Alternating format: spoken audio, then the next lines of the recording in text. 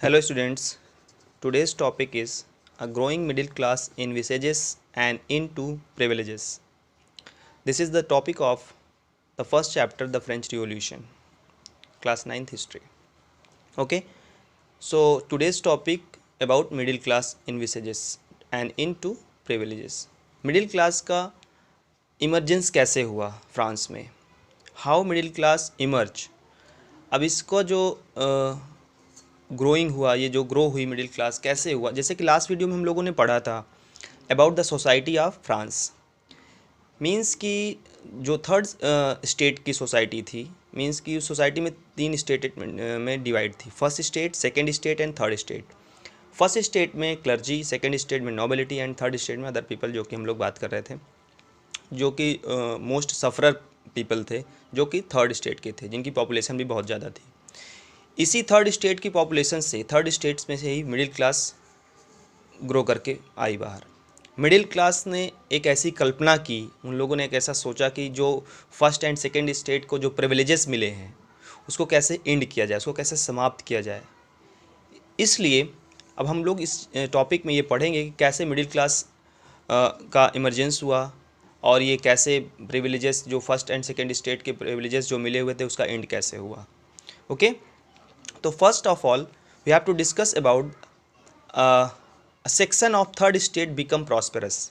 तो middle class जो था, एक थर्ड स्टेट के लोगों में से ही एक ऐसा ग्रुप था, एक ऐसा सेक्शन था जो प्रॉस्पेरस बन के निकला, प्रॉस्पेरस हुआ, थोड़ा सा पैसे कमाने लगे। अब ये कौन से लोग थे, थर्ड स्टेट के कौन से लोग थे जो प्रॉस्पेरस हो गए, ठीक है, कौन सा ऐसा सेक्शन था, कौन से ऐसे लोग थे उसमें, और ये कैसे हो गए, कौन लोग थे और ये कैसे हो गए ऐसे। क्योंकि थर्ड स्टेट के ज़्यादा से ज़्यादा लोग अनएजुकेटेड थे और वो बहुत पुअरर थे, उनके पास बहुत सारी प्रॉब्लम्स थी। दे वर द टैक्स पेयर, हम लोगों ने अभी बात की थी लास्ट वीडियो में कि वो सबसे ज़्यादा फर्स्ट और सेकंड तो को टैक्स में छूट मिली हुई थी, लेकिन third states they were the tax payer. So in this who were become prosperous. So now we have to discuss about them.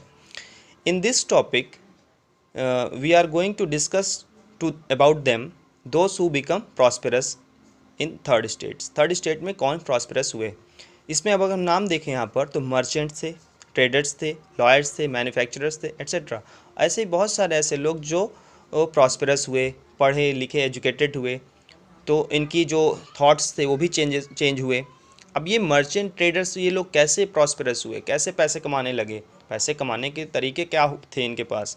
So how, just because overseas trades and manufacturing of goods, ये overseas trade करने लगे, मतलब समुद्र में समुद्री यात्रा करने लगे, एक from one country to another country they were travelling to for the trades. So ये ट्रेड से, ट्रेड के थ्रू या गुड्स मैन्युफैक्चरिंग के थ्रू, जैसे गुड्स कुछ मैन्युफैक्चर किया तो उसको एक्सपोर्ट करना, इंपोर्ट करना, in this way they were becoming prosperous.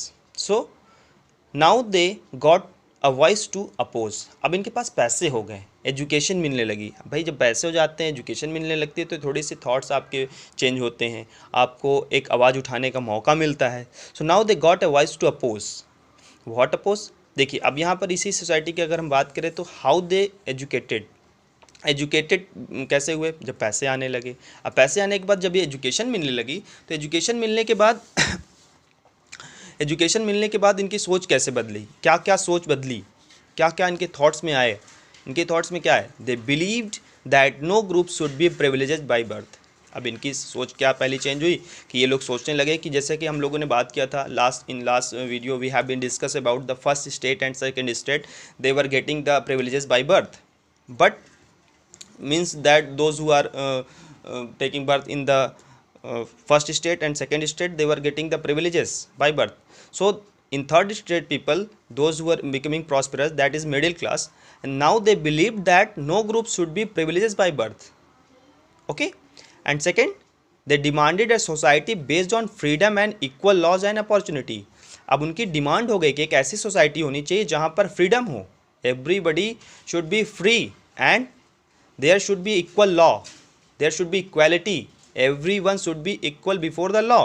Equal laws means everyone of the country should be equal before the law and opportunities, whatever the opportunities are in the country, that should be for all of people, all people, सारे लोगों के लिए सारी चीज़ें होनी चाहिए.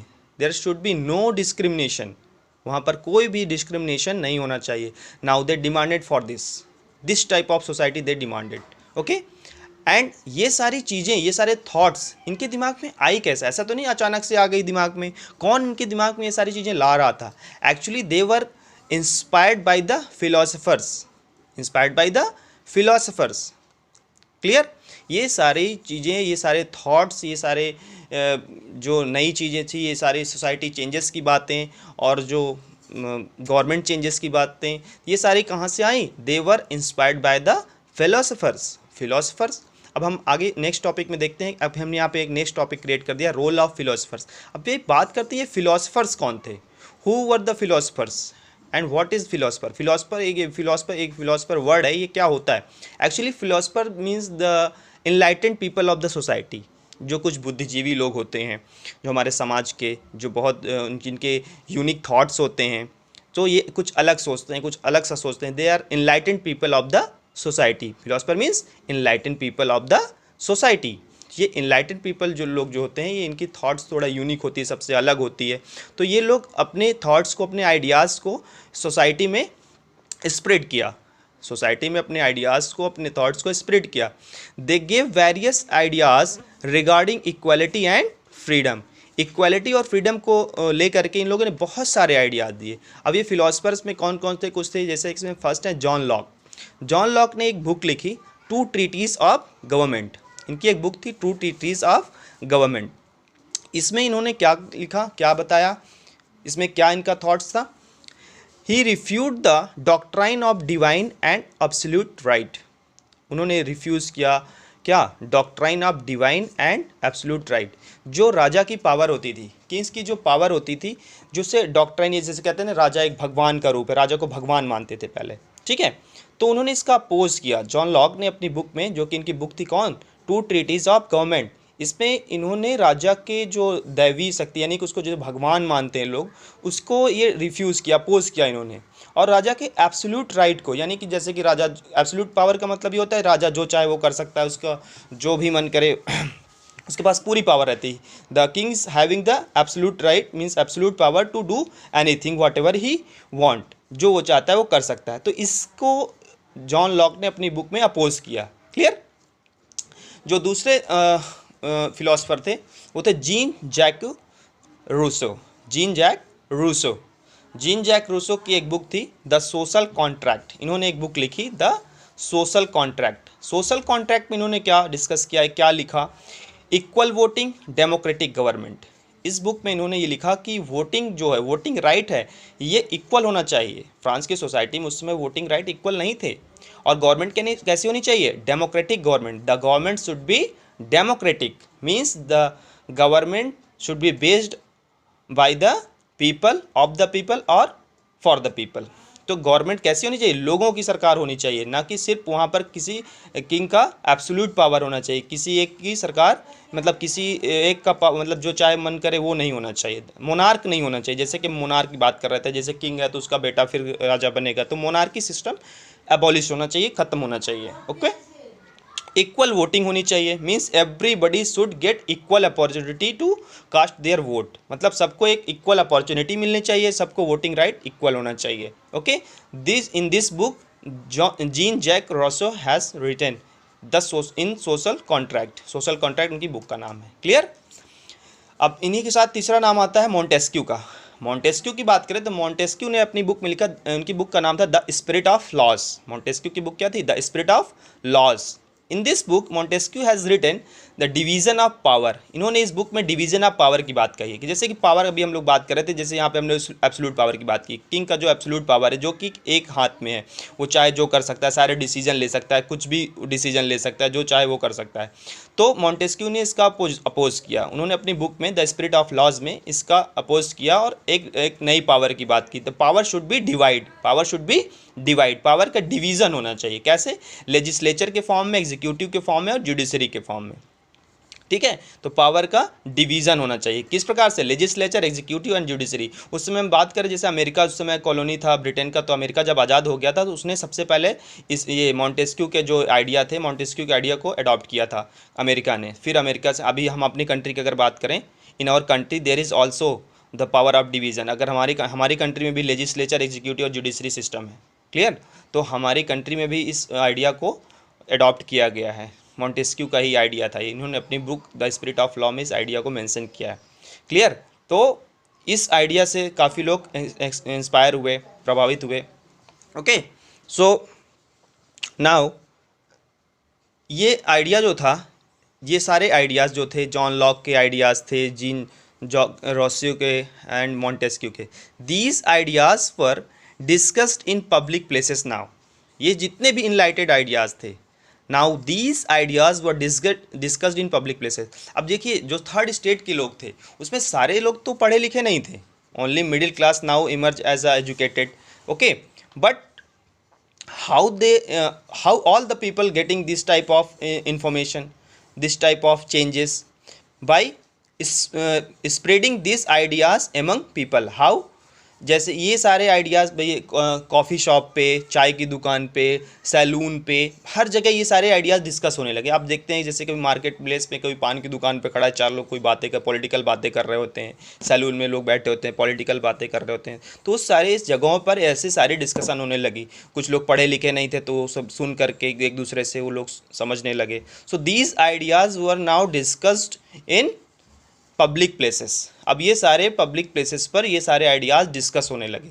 कैसे ideas, refuse to doctrine of the divine and absolute rights and the equal voting, democratic government and division of power should be, and how it is legislature, executive and judiciary. इसको आप क्लास 8 में भी पढ़े थे, class 9 में भी पढ़ा है आपने, और आपको अभी क्लास 9 में आप इसको पढ़ेंगे, ओके। क्लास 8 में आपने इसके बारे में पढ़ा था, लेजिस्लेचर, एग्जीक्यूटिव और जुडिशरी। क्लास 9 में आपको सिविक्स पोर्शन में ये आपको मिलेगा, आप उसको देखेंगे क्या होता है legislature, executive and judiciary, okay. So इस प्रकार का जो आइडियाज़ थे, इससे लोगों में बहुत सारे अब चेंजेस आए, लोगों के माइंड चेंज हुआ, ठीक है। अब हम लोग जब सोसाइटी की बात कर रहे थे, जो हमने बात की थी उस समय किंग के बारे में बात की थी, तो जो किंग थे वहाँ के लुइस 16 क्या कर रहे थे, जब राजा बने थे तो उस समय ट्रेजरी खाली थी, राजा का खजाना खाली था।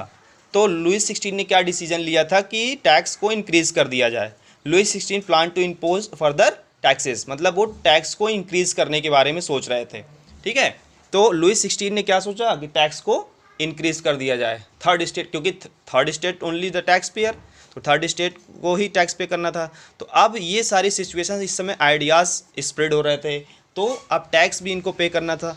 तो नाउ अब यहाँ पर क्या चेंज होने वाला है, क्या नई चीज़ होने वाली है। अब हम लोग जैसे ही टैक्स बढ़ेगा, राजा के द्वारा जब टैक्स बढ़ाया जाएगा तो लोग क्या एक्शन लेते हैं, लोग क्या उनका रिएक्शन होता है, okay. In next video we will discuss about it, okay. Thank you, make notes about this topic. अब इसमें जैसे ये टॉपिक है रोल ऑफ फिलोसफर, इससे डायरेक्ट क्वेश्चन पूछा जा सकता है, क्लियर। जैसे what was the role of philosopher in French revolution, अभी फ्रांस के रिवोल्यूशन में फिलोसफर्स का क्या रोल था, ठीक है। तो ये सारे पॉइंट्स आप नोट कर सकते हैं, इनका क्या रोल था, कौन सी बुक इन लोगों ने लिखी, दिस इज इंपॉर्टेंट, ये आपको ऑब्जेक्टिव क्वेश्चन में पूछे जा सकते हैं, clear. So make notes and frame the question and write the answers, clear. In next video we will discuss about the next topic. Thank you.